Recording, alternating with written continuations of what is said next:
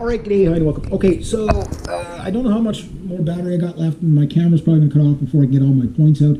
But when I was asked, Reg, why didn't you pick on the women, so to speak, and about female nature and stuff like that? And if you watch this, you'll notice I didn't talk much about, in this whole series, I didn't talk much about the divorce courts. Yes, they're horrible, but they're a byproduct of the cult of Lilith. And first wave feminism, second wave feminism, third wave. Now the death of feminism is fourth wave. There won't be a fifth wave because, well, we're not going to survive.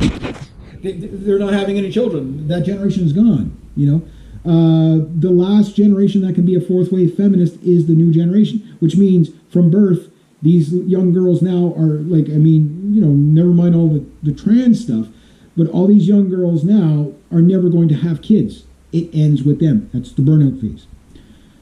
But out of the ashes comes anew. One of the things that you get when you get radicalization amongst your populations, doesn't matter what country it is, there's always the people that can kind of see through it and can kind of carry the torch, even if it's dimly lit, in just an amber, just enough to get it to the other side to light another torch for them to carry it and run with. Example would be like the Soviet Union with communism. 80, 100 years of communism. How did people survive? Like, how is there anybody left after the gulags? You know what I mean? Like, how is there anybody that left that? And what do the people that have left that, and there's people my age that lived under communism, like actual open communism. What we have now is a strange neo-communistic, globalistic society which uses whatever works for the world elites. So if capitalism works for it, if fascism works for it, they'll use it. If communism works for it, they'll use it. But it looks different under modernity. The same way first wave feminism, second wave, third wave, and now fourth wave feminism look slightly different from each other, but the core foundation was the same for all of them. You know what I mean? So what we see now is with the hysterics going on, we're in that destruction phase where everything burns down. And I'm not a, accelerationist. Because I don't think accelerationism works. And it won't work for anything because it's left-hand path. Hence why I made videos on left-hand path versus right-hand path. So now we know kind of the history of how women ended up, why they are like what they are now. Yes, there's always been women like that in history, but they were always a small number. Most women stayed traditionalist. Most women wanted family. Most women loved their husbands. Most women, even still to this day, absolutely adore their children. But they are misguided by a lot of things. Now, we can blame the rise of the feminist on the man, because the man feminism only exists, and you can call me a misogynistic, patriarchal, whatever, it doesn't matter. Patriarchy is not even understood properly anyway. It's nor good nor bad.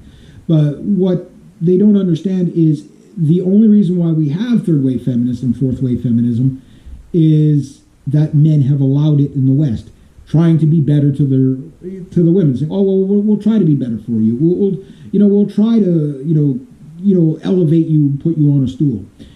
But it broke the natural order of things, and nature does not like a vacuum. So when we see over the next, say, 50 years of all phases of the death cults kind of just die, you will always have this transhumanist thing, which we're going from the nuclear fusion age into the transhumanist fusion age. So the nuclear jet age to the transhumanist fusion age. And a lot of people don't understand what that means yet, but we are in the beginnings of the transhumanist fusion age, right? And it has a lot of chaos associated with it, because the people that are embracing the nihilistic left-hand path stuff,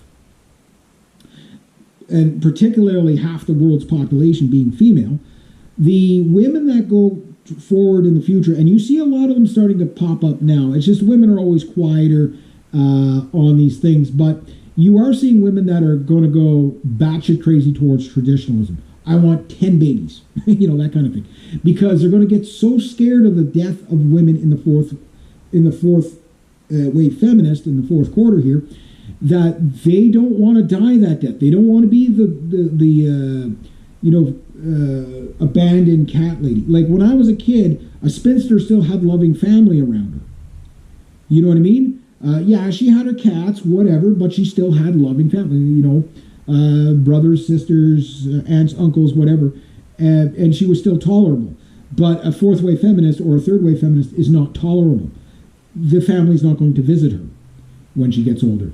No one's going to care when she dies. Well, some people care. But, in general, she's going to die a very, very sad, lonely death. Right? And other women are seeing this now. So the amber starts. The torch has been sort of passed. Yes, there's a lot of bullshit to go through before it makes itself better. But women are starting to realize they must return to the right-hand path. And they must return to nature's law. And they are calling out for it. Women are calling out for it, but they're still scarred by modernity. So they use modernity language that puts off men. Buzzwords set the red pill community guys off. You just write it off. No, you have to vet them. You have to see how bad the damage is, because a lot of these women, and there was a girl in my town just had a baby not too long. As soon as you see a woman have her first baby, it's well, I didn't see her have the baby, but we see what they're like with their first baby. It's like when you see a woman with a baby, and that's like that whole circle of life has just been completed, and only with that baby does it start over again. It's a beautiful thing, right? And other women see that, and they get angry when they can't have that, right? That's why they wail against it. The fourth wave feminist wants to destroy it, like Lilith, the cult of Lilith, because Lilith hated children because she couldn't have them. So you see the dangers men have put women in. Women are happiest with babies, but so are men. Men are less likely to go to war when they have children. They have a peaceful side. They're less likely to create crime. They're less likely to do a lot of things, bad things. Men, when they take on the ultimate ownership a man can take in his life is for his children. Even a guy that doesn't have children understands this, right? That's why I advocate for it, because I see it, I understand it, right? I can see the cycle of life, how it goes. It's bigger than you. It's bigger than your hyper-individualism or your career or whatever, male or female. There's nothing bigger than family, nation, future. That's why I promote it. And women are going to get it. Now, the thing is there's a whole bunch of guys that are hanging on to the drowning Lilith, i.e. MGTOW. You see where this comes from. You see that these guys are the other side of the coin to the feminist. No matter what phase. The misogynist and the feminist are hand in hand. They are a burnout phase of humanity. So we are going to see a huge resurgence in the future, especially as things collapse, because the need for big family and extended family is going to be needed in order to survive in the future. You know what I mean? Like, it's going to be needed. Even if, modernity kind of goes away and we go kind of back to the 1800s. We're never going to go back to the Stone Age. We're too smart. But we might go back to, say, like the 1800s. That's what the world leaders want for us anyway. But the most innovative time was the 17 and 1800 or late 1800s. That was like the most invention boom we ever saw in human history. We saw technological advances from the 1950s to now, but we have actually stagnated, even though we're going into the transhumanist fusion age. So women, in order to survive in the future, they're going to find that daddy government isn't fulfilling the need that they thought. It's kind of like the careful what you wish for thing moment. But what they are going to see is the rebirth of, maternity and wanting children again.